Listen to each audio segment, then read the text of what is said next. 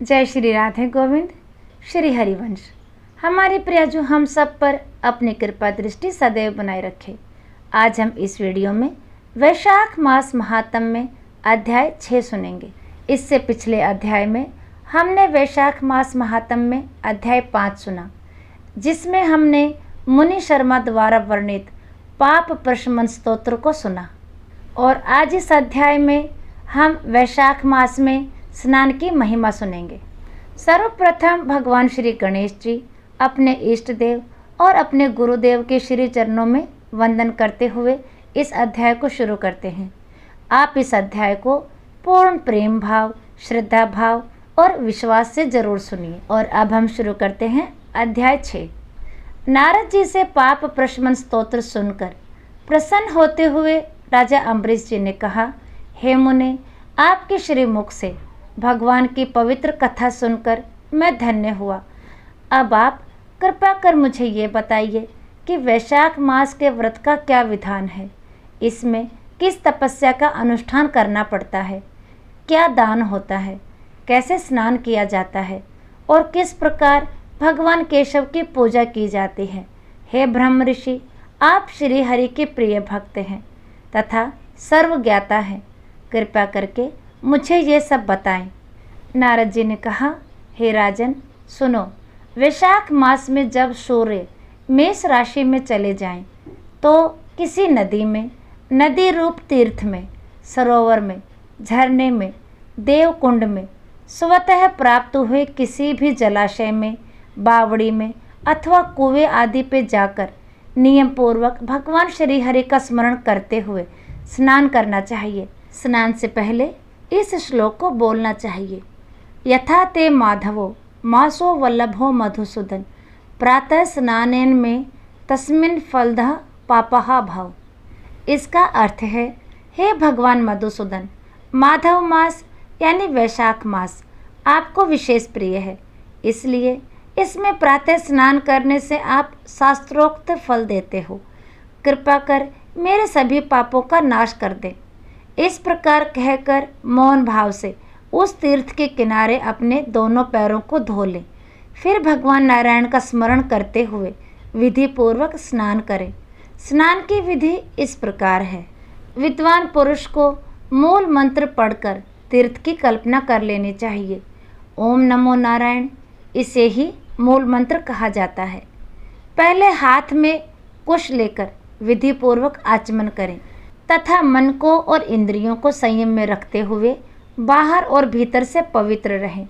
फिर 4 हाथ का चौकोर मंडल बनाकर उसमें भगवती श्री गंगा जी का आवाहन करें और प्रार्थना करते हुए कहें, हे माँ गंगे, तुम भगवान श्री हरि के चरणों से प्रकट हुई हो। भगवान श्री विष्णु ही तुम्हारे देवता हैं, इसलिए तुम्हें वैष्णवी कहते हैं। देवी, तुम जन्म से लेकर मृत्यु तक समस्त पापों से मेरी रक्षा करो। स्वर्ग, पृथ्वी और अंतरिक्ष में कुल 3.5 करोड़ तीर्थ हैं, ऐसा वायु देवता का कथन है। माता जानवी, वे सभी तीर्थ तुम्हारे अंदर मौजूद हैं। देवलोक में तुम्हारा नाम नंदिनी और नलिनी है।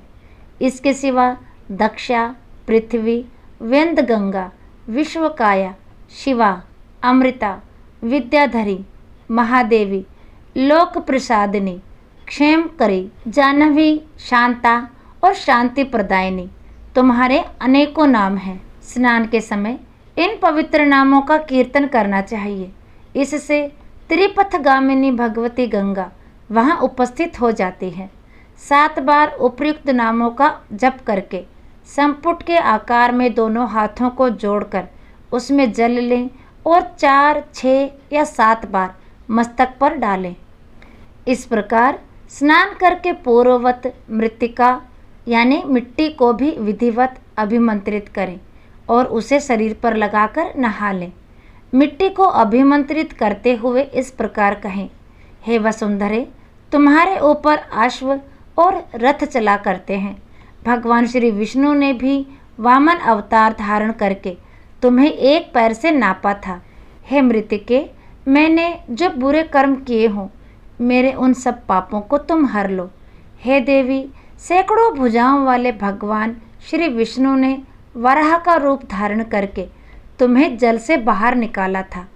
तुम संपूर्ण लोकों की उत्पत्ति के लिए अग्नि के समान हो, अर्थात जैसे अग्नि काष्ठ से आग प्रकट होती है, उसी प्रकार तुमसे संपूर्ण लोक उत्पन्न होते हैं। हे सुव्रते, तुम्हें मेरा नमस्कार है। इस प्रकार स्नान करने के बाद विधि पूर्वक आचमन करके जल से बाहर निकलें और 2 शुद्ध श्वेत वस्त्र, धोती और चादर धारण करें। तदंतर त्रिलोकी को तृप्त करने के लिए तर्पण करें। सबसे पहले श्री ब्रह्मा का तर्पण करें, फिर श्री विष्णु, फिर श्री रुद्र और प्रजापति का। इसके बाद देवता, यक्ष, नाग, गंधर्व, अप्सरा, असुरगण, क्रूर सर्प, गरुड़, वृक्ष, जीव जंतु, पक्षी, विद्याधर, मेघ, आकाशचरी जीव, निराधार जीव, पापी जीव तथा धर्मपरायण जीवों को तृप्त करने के लिए मैं उन्हें जल अर्पण करता हूँ। यह कहकर उन सबको जल अंजलि दे। देवताओं का तर्पण करते समय यज्ञोपवीत को बाएं कंधे पर डाले रहें। उसके बाद उसे गले में माला की भांति कर लें और दिव्य मनुष्यों, ऋषि पुत्रों तथा ऋषियों का भक्तिपूर्वक तर्पण करें।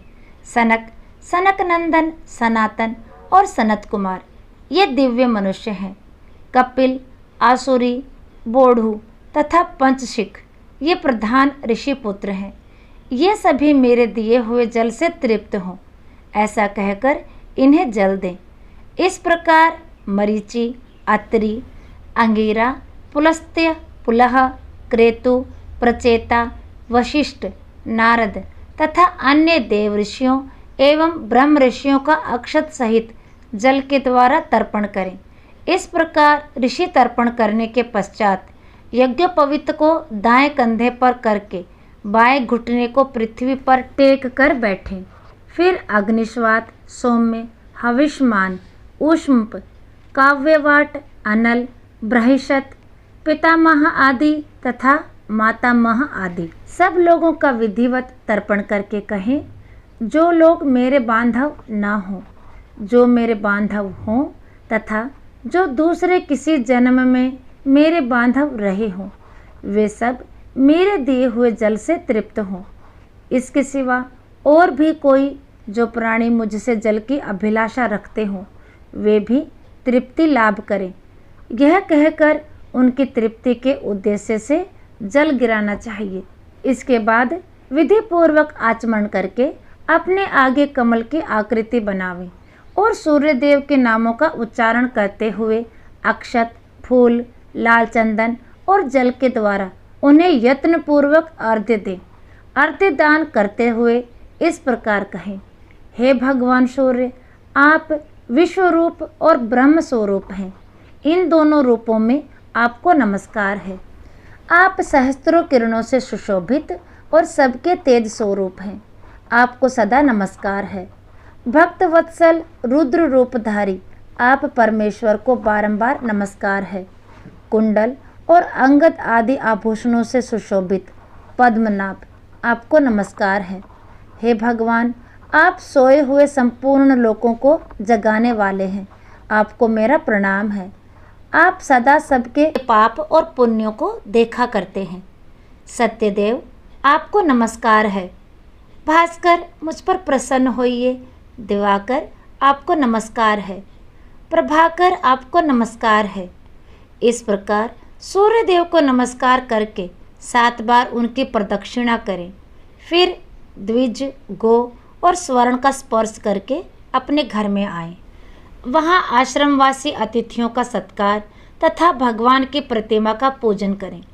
राजन, घर में पहले भक्तिपूर्वक जितेंद्रिय भाव से भगवान गोविंद की विधिवत पूजा करनी चाहिए। विशेषतः वैशाख के महीने में जो मधुसूदन का पूजन करता है, उसके द्वारा पूरे 1 वर्ष तक श्री माधव मास की पूजा संपन्न हो जाती है। वैशाख मास आने पर जब सूर्यदेव मेष राशि पर स्थित हों, तो श्री केशव की प्रसन्नता के लिए उनके व्रतों को करना चाहिए। अपनी इच्छा की सिद्धि के लिए अन्न, जल, शक्कर, दुधारू गाय तथा तिल आदि का दान करना चाहिए। इस कार्य में धन की कंजूसी उचित नहीं है। जो पूरे वैशाख महीने में प्रतिदिन सवेरे स्नान करता है, जितेंद्रिय भाव से रहता है, भगवान के नाम को जपता है और हविष्य भोजन करता है, वह सब पापों से मुक्त हो जाता है। जो वैशाख मास में आलस्य त्याग कर एक भुक्त यानी 24 घंटे में एक बार भोजन करता है, नक्त व्रत यानी कि केवल रात में एक बार भोजन करता है, अथवा अयाचित व्रत यानी कि बिना मांगे मिले हुए अन्न का एक समय भोजन करता है, वह अपनी संपूर्ण अभिष्ट वस्तुओं को प्राप्त कर लेता है।